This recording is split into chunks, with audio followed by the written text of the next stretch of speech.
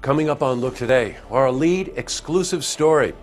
Saratoga City Charter Review Commission has raised concern regarding how some of the ballots were tabulated, and they may be seeking a recount.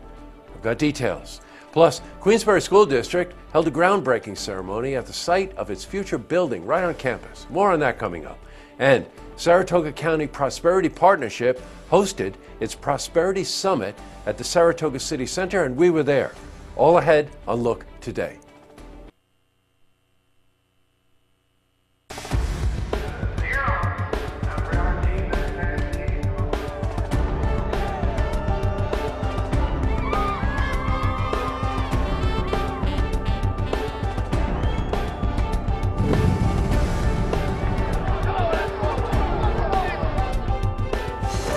Welcome everyone, I'm Jay Hood Jackson, and this is Look Today.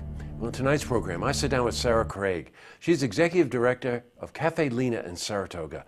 And we're joined by Sonny Bonaccio. He's the owner of Bonaccio Construction. And they're here to talk about their unique collaboration and mission to restore and save this historic cafe. This is part one of my interview with them. And I also sit down with car guy Hank Ashton. He's Youth Program Director for the Adirondack A's Model A Ford Club. And he's here to talk about their youth restoration program. Guess what? You can get involved. Plus, we've got your weather for the Tri-North counties, but first, these headline stories.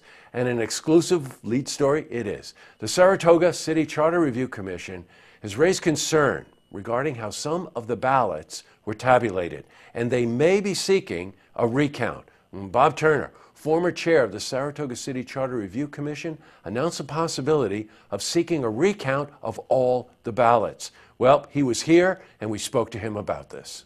I know that there have been a lot of concerns with the high number of write-ins. There were over, I think, 290 write-ins for at least one of the positions on the City Council. And there's some concern about whether or not that may have affected whether the machine read the charter vote on the back. We talked to a number of people whose ballots got spit out, got sent back in, got spit out, and got sent in a third time. And so we're going to be looking into whether they can do a hand count of all the ballots. It ain't over till it's over. In other news, Queensbury School District is undergoing a $39.7 million project. Now, the school district held its groundbreaking ceremony at the site of the future building. The project was approved by district voters and will be completed in 2 years.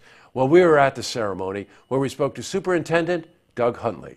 Very exciting day. This is a ceremonial groundbreaking program that brought students and community together along with our political leaders and other leaders in the community in order to get this kickoff going. The project is very promising. It's going to take 2.5 years to complete, but when it's done, it's going to be something special. Go Queensbury. Switching from news to weather. Today saw showers, rain. We're supposed to get some snow overnight. Let's see how the rest of the week is shaping up. For a more detailed look at our weather, let's head to the Glens Falls Weather Center for a look at your first forecast.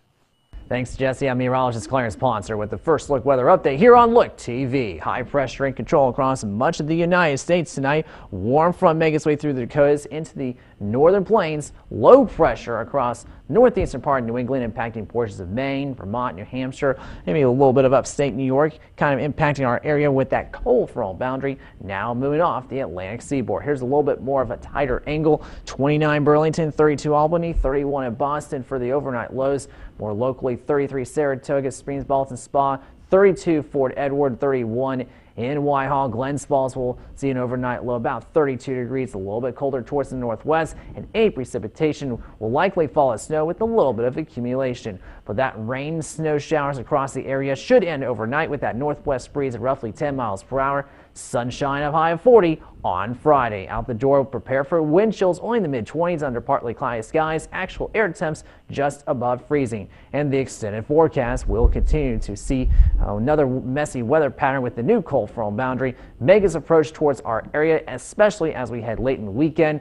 We could see snow mixing in as low temps will have a very chilly low, 16 degrees by Saturday morning, 30-60 overnight low for Sunday with highs lower 40s for both days, Saturday and Sunday. 35 the high temp, and that will do on Monday. Slight chance of lingering snow showers before full sunshine returns. Highs in the mid 40s, overnight low of 22 degrees. That's a look at the First Look Weather Update here on Look TV. I'm meteorologist Clarence Ponser. Now send it back to you, Jesse.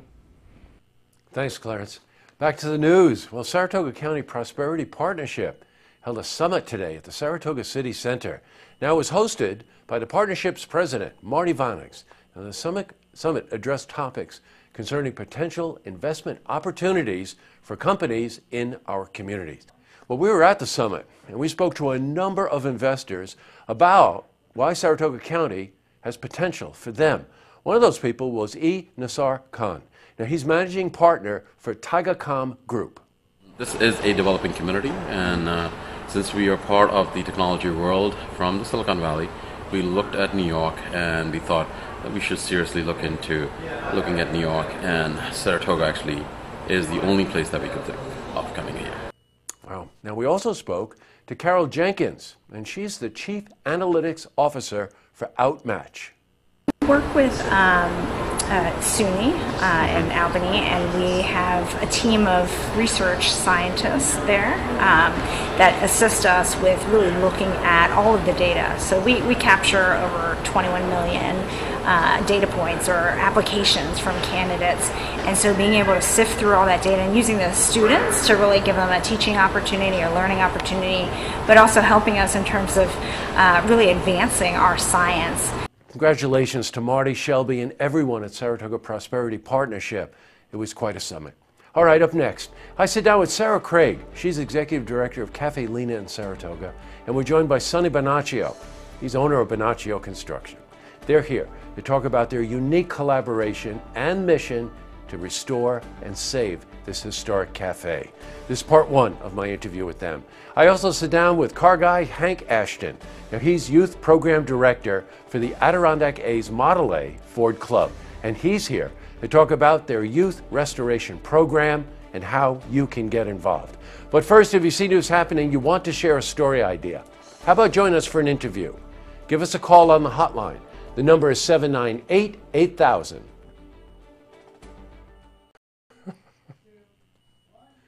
Well, that's all the time we have for this edition of Look Today. Just a couple of quick lookouts. Just again, hats off to Sarah Craig, everyone at Cafe Lena, Sonny Bonaccio, and everyone at Bonaccio Construction. If ever there was an example of how development and historic preservation work together, the Cafe Lena project is definitely something to look at. Also, I want to, again, congratulate Marty Vonnegues and Shelby and everyone at Saratoga's Prosperity Partnership for that summit today. You should see all those people, everybody talking economic development in our own community. It was really something. And last but not least, Maggie Frank. There's an event tonight where Maggie Frank is essentially going to thank everyone who was involved with the Purple Purse Challenge. And believe it or not, they came in the top 3 across the whole country. So it's quite an achievement. All right, tonight on Look TV, it's sold. That's our call-in auction program. Great estate jewelry and coins. Not too early to find that perfect gift for the holidays. Don't forget, tune in tomorrow night for the stories that matter to you. Good night, everyone.